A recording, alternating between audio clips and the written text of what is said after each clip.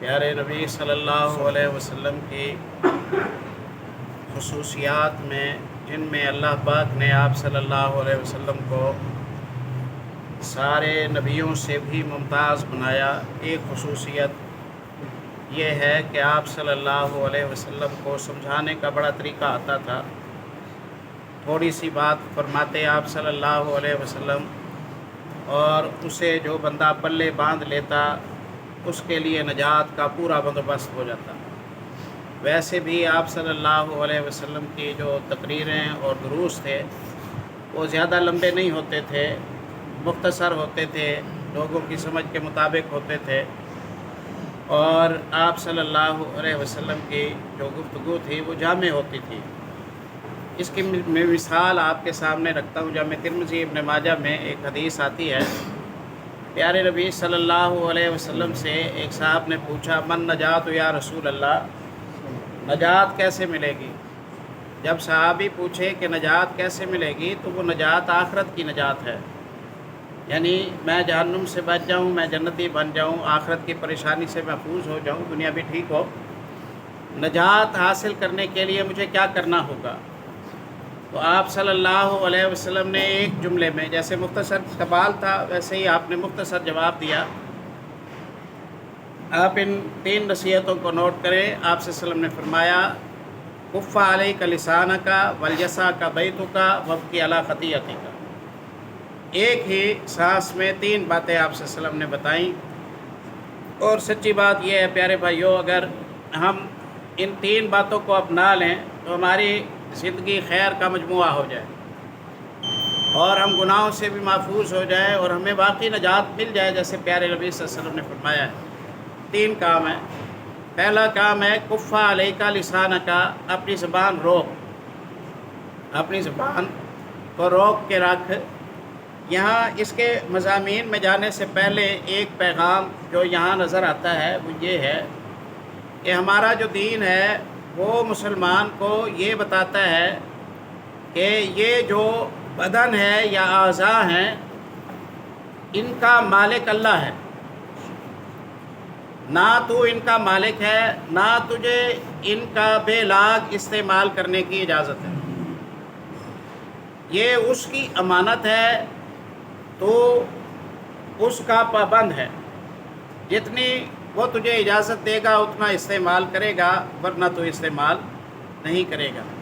ورنہ زبان میری ہے اور مجھے کہا جا رہا ہے کہ میں اپنی زبان کو روک کے رکھوں، اس کا معنی یہ ہوا کہ میں مالک تو نہیں ہوں زبان کا۔ اور یہی بات آپ صلی اللہ علیہ وسلم کی مختلف حدیث میں ہمیں ملتی ہے۔ ایک جگہ پر آپ صلی اللہ علیہ وسلم کا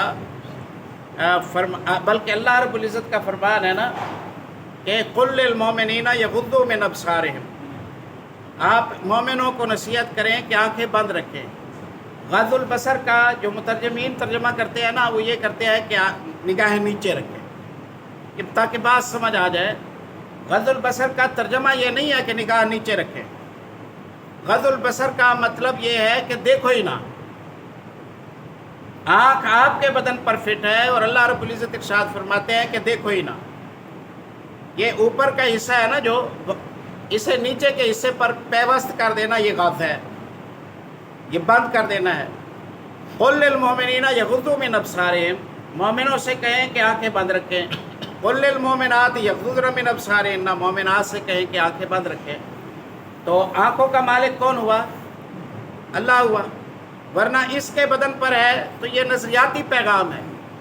یہ نظریاتی پیغام ہے کہ اپنے تمام اعضاء کا مالک اللہ کو سمجھے، اس کا صرف اتنا استعمال کرنے کی اجازت ہے جتنا امانت دینے والے نے آپ کو اجازت دی ہے، ورنہ اس پر آپ کی اپنی مرضی نہیں ہوگی۔ اس لیے جو عضو اللہ کی نافرمانی میں استعمال ہوتا ہے اسے اسلام عضو مانتا نہیں۔ عربوں کا طریقہ ہے کہ وہ سخی آدمی کو کہتے ہیں اولو الایدی، اولو الایدی، ہاتھوں والا، ہاتھوں والا۔ اور ہاتھوں والا اس لیے کہتے ہیں کہ ہاتھ سخاوت کرتے ہیں، گویا عرب اس بندے کو بے ہاتھ کہتے ہیں جس بندے میں سخاوت نہیں ہے، ہاتھ ہے، ہاتھ کا استعمال سخاوت ہے، وہ نہیں کرتا تو اسلام کے نزدیک وہ ٹنڈا ہے۔ زبان ہے، زبان کا استعمال اللہ کی بندگی ہے، وہ نافرمانی کرتا ہے تو اسلام کے نزدیک وہ گنگا ہے۔ آنکھیں ہیں، آنکھوں کا استعمال ہے پاکیزگی کے معاملات کو دیکھنا، تلاوت کرنا وغیرہ، وہ یہ نہیں کرتا تو وہ اندھا ہے۔ قرآن پاک نے کہا ہے نا، لہم قلوب لا یفقہون بہا ولہم اعین لا یبصرون بہا ولہم آذان لا یسمعون بہا۔ کچھ لوگ ہیں تمہیں وہ نظر آتے ہیں کہ ان کے کان ہیں، ان کی آنکھیں ہیں، ان کے دل ہیں، حالانکہ میرے نزدیک نہ ان کی آنکھیں ہیں، نہ ان کے کان ہیں، نہ ان کے دل ہیں، حالانکہ سارے اعضاء سلامت ہیں، بالکل ٹھیک ہے، لیکن قرآن کہتا ہے کہ یہ اندھے ہیں، یہ بہرے ہیں، یہ گنگے ہیں، سمن بکمن عمیٌ۔ تو عضو وہی جو بندگی میں استعمال ہو، جو بندگی میں استعمال نہ ہو وہ عضو ہے ہی نہیں، وہ جسم ہے ہی نہیں۔ تو ایک تو یہ زبردست نقطہ جو اس حدیث کے جملے سے ملتا ہے، بندے نے کہا نجات کیسے ملے گی؟ آپ نے فرمایا کف علیک لسانک، زبان روک، بس اتنا بولنے کی اجازت ہے جتنا اللہ کے حکم کے اندر ہو۔ اللہ کے حکم کے باہر بولنا آپشنل نہیں ہے، حرام ہے۔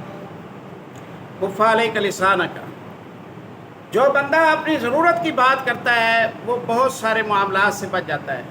اور اب کہتے ہیں کہ تو سلامتی میں ہوتا ہے جب تو چپ ہوتا ہے، جب تو بولتا ہے یا تیرا کلام تیرے مخالف ہوتا ہے، یا کلام تیرے موافق ہوتا ہے، یا ضائع ہوتا ہے۔ تو سلامتی اس میں ہے کہ تو چپ رہے۔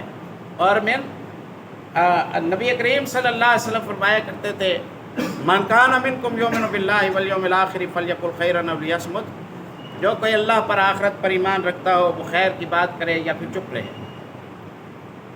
آپ صلی اللہ علیہ وسلم نے فرمایا کف علیک لسانک، تو نجات حاصل کرنا چاہتا ہے تیری گفتگو ٹھیک ہونی چاہیے، ولیسعک بیتک، اور تیرا گھر میں دل لگنا چاہیے، تیرا گھر میں جی لگنا چاہیے، یعنی باہر ضرورت کے لیے جا، جب ضرورت ختم ہو جائے تو باہر نہ پھرتا رہے، گھر میں آ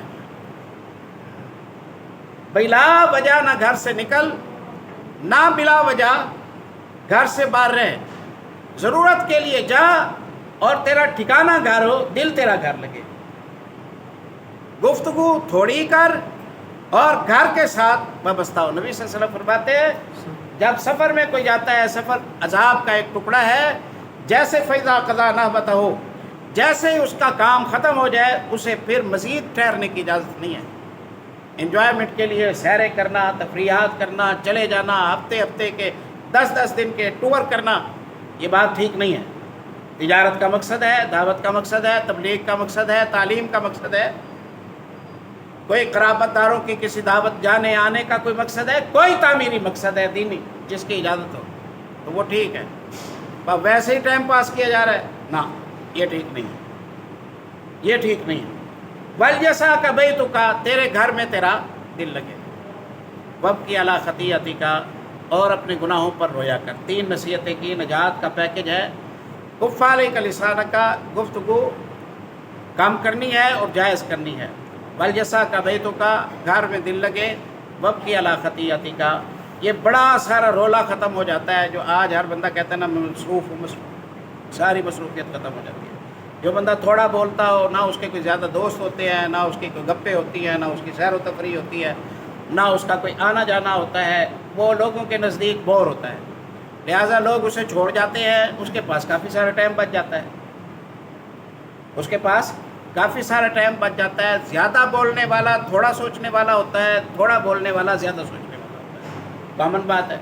جب کم بولے گا تو وہ زیادہ اس مدبر ہوگا، ہر چیز پر توجہ کرے گا، غور کرے گا، آوارہ اور فضول لوگ اس سے علیحدہ ہو جائیں گے، زیادہ سے زیادہ تلاوت کر سکے گا، ذکر اذکار کر سکے گا، دعائیں کر سکے گا، تسبیح تعلیل کر سکے گا، آخرت بن جائے گی۔ وابکی علی خطیئتک، اس دوران مطالعہ کرے گا، اپنا محاسبہ کرے گا اور روئے گا۔ 3 طریقے ہیں جن کے ذریعے آپ یقیناً نجات حاصل کر سکتے ہیں۔ گفتگو محتاط کرنی ہے، اللہ کے حکم کے اندر رہتے ہوئے، ضرورت کے بغیر گھر سے نہیں نکلنا ہے، اور جتنا ٹائم ملے اس میں اپنے گناہوں پر غور کر کے اللہ سے معافی مانگنی ہے۔ اللہ مجھے اور آپ کو